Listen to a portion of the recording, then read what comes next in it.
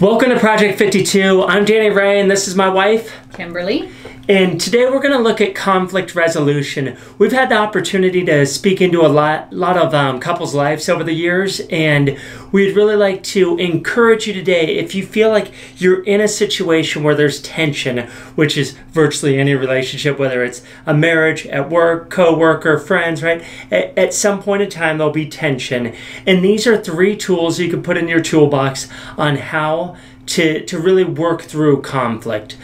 Yeah, the conflict resolution actually became a huge deal for me when I was a preschool teacher. It really bothered me when one kid would come up and say, "Teacher, he hit me," and they would wait and want the teacher to solve it.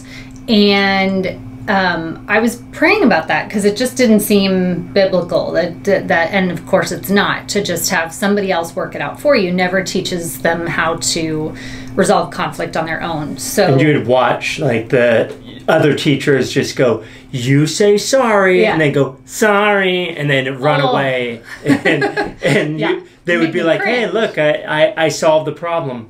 Really? Yeah, no, that didn't solve it. So that was always a hard one for me. So kind of came up with this little system. It's not rocket science, but I think it helped the students to learn to resolve conflict and has certainly helped us in our marriage and other people's marriages that we've talked to with this. Yeah. So the first one is this: tell them. If something is bothering you, if something is hurt your feelings, if something is not, you're not able to overlook the offense, you need to tell them. Tell them. Yeah. I mean, obviously the Bible talks about overlooking that offense. So if it's something that you can go, you know what, it wasn't that big a deal, it doesn't need to be addressed, and really let it go without any bitterness, great. God says that that's to your glory. But if you cannot, if it's still bothering you an hour later or something, it's time to tell them, hey, you want to avoid the you part, sorry. Hey, that really hurt when ... is the best way to phrase that. So we do that quite often, actually. So the second thing is this: respond, don't defend. One of the ways you could do this is by not using you statements. Kim slipped up earlier by saying, "You did this," but that is one of the areas we easily slip up to say, "You did blah, blah, blah," instead of saying, "It hurt when," or in this part of it, once you've said, "Hey, this hurt me," then the other person is often thinking of all the reasons that they did it that way, or that they said it that way, or that, so we want to defend. We want to say, well, I did that because such and such and such.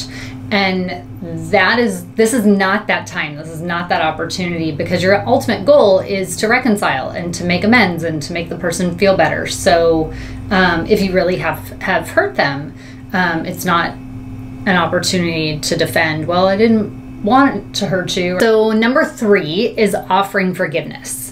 And so in this, they've already come to me, said, "Hey, it really hurt when," and I've already said, number 2, I've said, "I'm sorry that I hurt you when I did blah, blah, blah." And in response to that, Danny has an opportunity to forgive that offense. "I forgive you." "I forgive you." Oh, no. The better solution that we found, and again is biblical, would be to forgive and then also ask, what can I do to make you feel better? Yeah, to make this situation right. All right, that's what we have for you today. Hope you're enjoying these. If you are, please subscribe. We'd love to have you join us on this journey. Yeah, subscribe. I think so. Subscribe.